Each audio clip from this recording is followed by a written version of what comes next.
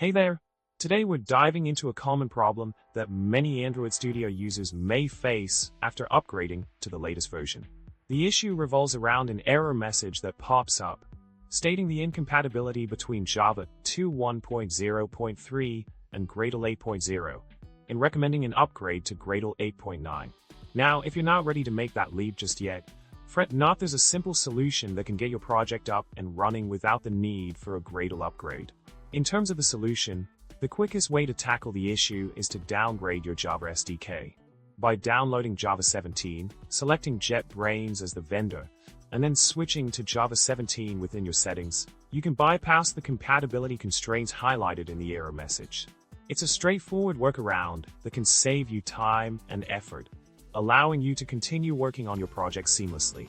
And remember, if you encounter any lingering issues even after downgrading to Java 17, a quick restart of your machine could do the trick.